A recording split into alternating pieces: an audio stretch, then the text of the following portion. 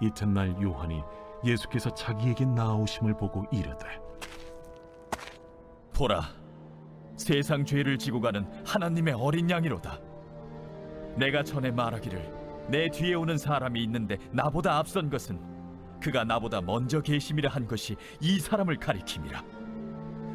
나도 그를 알지 못하였으나 내가 와서 물로 세례를 베푸는 것은 그를 이스라엘에 나타내려 함이라.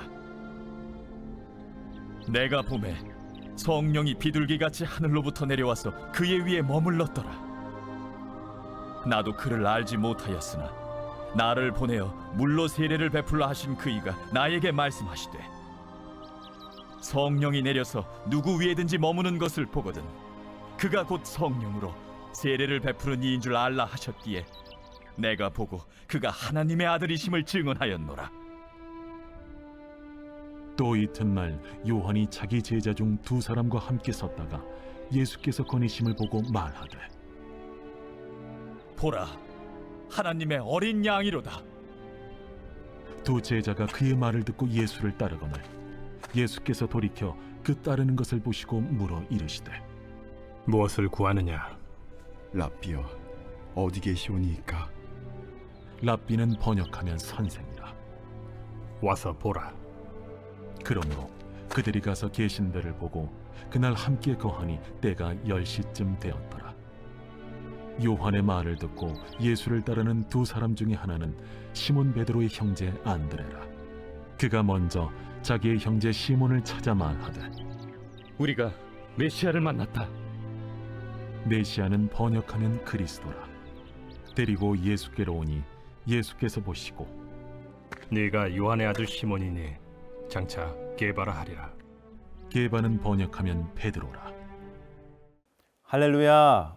오늘도 말씀 앞으로 나오신 여러분 모두를 예수님의 이름으로 축복합니다. 말씀의 빛이 우리 가운데 비춰질 때 인간적인 두려움과 세상의 염려는 다 사라지고 하나님의 소망과 기쁨이 우리 가운데 충만하게 될 줄로 믿습니다. 매일의 말씀의 양식을 통해 더 깊이 하나님을 닮아가고 하나님의 음성을 들으시는 저와 여러분 되시기를 간절히 바랍니다. 오늘 말씀의 세례 요한은 예수님을 계속해서 증언하고 있습니다. 29절 말씀을 함께 읽겠습니다. 이튿날 요한이 예수께서 자기에게 나아오심을 보고 이르되, 보라, 세상 죄를 지고 가는 하나님의 어린 양이로다. 아멘. 요한이 예수님을 보고 세상 죄를 지고 가는 하나님의 어린 양이라고 말합니다. 예수님의 구원의 사역을 정확하게 표현하고 있는 말씀입니다. 죄와 상관없는 예수 그리스도께서는 하나님의 어린 양으로 세상 죄를 대신 짊어지셨습니다. 그 마지막이 바로 십자가를 통해서 이루어진 것입니다.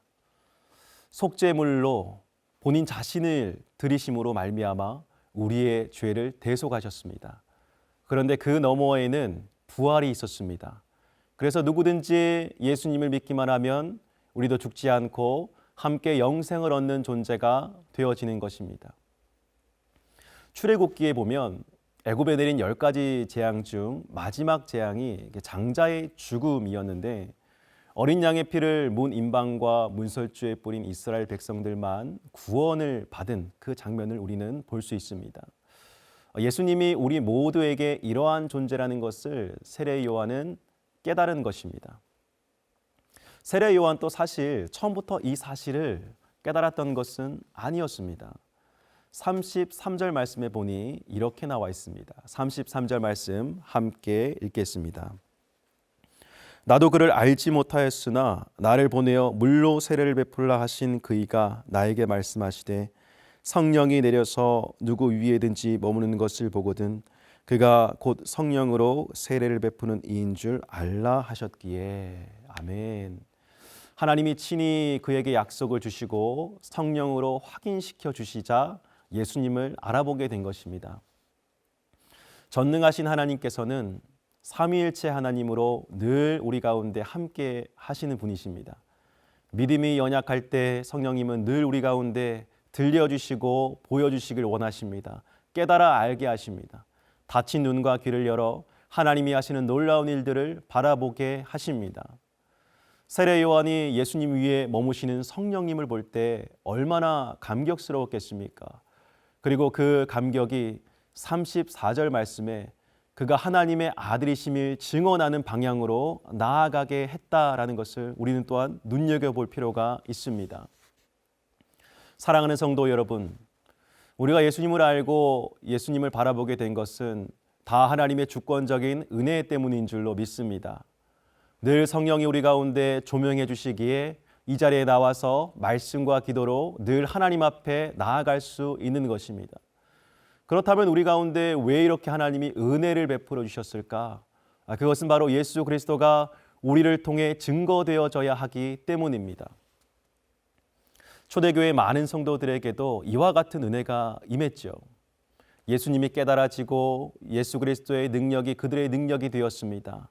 그 안에 충만한 은혜의 역사가 계속해서 부를 듯 일어났고 교회가 점점 힘을 얻어 복음을 증거하기 시작했습니다. 우리 가운데도 이와 같은 성령의 역사가 일어날 수 있게 되기를 간절히 바랍니다. 하나님의 역사는 우리의 생각으로 제한할 수 없습니다. 예수님의 이 땅에 오심이 우리의 머리로는 이해할 수 없는 하나님의 기적과도 같은 일인 것입니다.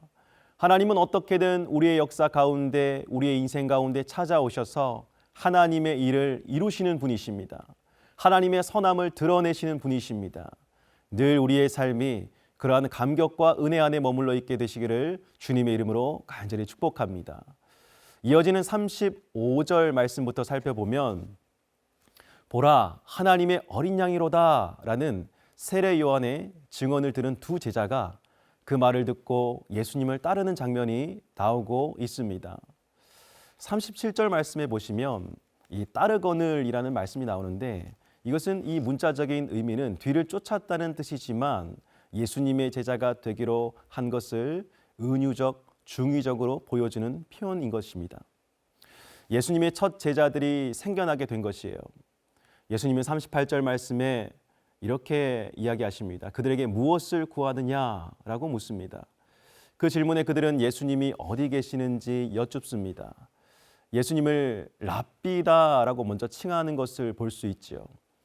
예수님은 어디에 계시는지 말씀하지 아니하시고 직접 와서 보라라고 이렇게 말씀하셨습니다. 그들은 가서 예수님이 계신 장소를 보았을 뿐 아니라 그날 예수님과 함께 머물러 있었습니다. 처음에는 랍비라고 칭했지만 41절 말씀에 보면 그분을 메시아라고 고백하는 것을 볼 수 있습니다. 이처럼 예수님을 만난 자들에게는 변화가 찾아오게 되는 것입니다. 40절 말씀에 요한의 말을 듣고 또 예수님을 따르는 두 사람 중에 또 하나는 시몬 베드로의 형제 안드레였다라고 이야기합니다. 그는 예수님과의 짧은 만남을 가졌고 그 시간에 그분을 메시아라고 고백했습니다. 그리고 그는 자기의 형제 시몬을 찾아가 자신이 만났던 메시아에 대해 전합니다. 그리하여 42절 말씀에 베드로와 예수님의 만남이 또한 이루어지게 되는 것입니다. 예수님은 시몬 베드로에게 게바라는 이름을 주셨죠. 게바는 아람어인데 반석이라는 뜻입니다. 주는 그리스도시요 살아계신 하나님의 아들이십니다 라는 베드로의 신앙 고백에 이어 이 말씀을 주신 것입니다.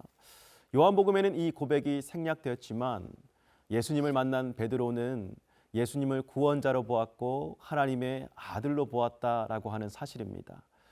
그는 누구보다도 예수님을 잘 따랐지요. 예수님과 함께 일평생 힘있는 사도로 부르심을 받아 살아갔습니다. 사랑하는 성도 여러분, 세례 요한이 예수님을 만나는 장면과 또한 제자들이 예수님을 만나는 이 장면을 볼 때 우리가 예수님을 만나는 것이 아니라 예수님이 오히려 우리를 찾아오신다는 표현이 더 적절해 보입니다. 하나님은 우리를 직접 찾아오셨습니다. 어떻게든지 저와 여러분들을 만나기 위해서 성부, 성자, 성령님께서는 태초부터 계획하셨고 그것을 위해 일해 오셨습니다. 오늘 이 자리에 있는 저와 여러분들이 자랑해야 할 것은 바로 예수 그리스도를 만났다는 그 사실, 그리고 그분이 어떤 분인지 성령을 통해 깨달은 사실들입니다. 예수님은 온 세상 죄를 지고 가는 하나님의 어린 양이십니다. 우리로 그 분을 통하여 은혜 가운데 거하게 하셨습니다. 성도의 힘은 바로 예수님을 구주로 아는 데에서 나오는 줄로 믿습니다. 오늘 이 은혜와 능력이 우리의 삶을 힘있게 이끌어가게 되시기를 주님의 이름으로 간절히 축복합니다. 함께 기도하시겠습니다. 사랑이 많으신 아버지 하나님, 오늘 예수 그리스도를 만나고 또 그분을 주라 고백하는 또 제자들의 모습을 바라보게 됩니다. 아버지 하나님, 세례 요한의 눈에 보였던 예수 그리스도, 그리고 제자들의 눈에 보였던 예수 그리스도, 아버지 하나님, 우리 눈에도 그러한 예수 그리스도가 보여지게 되길 간절히 소망합니다. 진실로 진실로 그분을 깨달아 알고 함께 동행하며 축복의 통로가 우리 인생의 앞길에 활짝 열리는 은혜가 있게 하여 주시옵소서. 오늘 하루도 우리의 생각대로 살아가는 것이 아니라 하나님의 생각이 우리의 삶을 지배하고 다스리고 은혜 가운데로 인도하는 복된 삶을 살아가게 하여 주시옵소서. 감사드리며 예수님의 이름으로 간절히 기도드립니다. 아멘.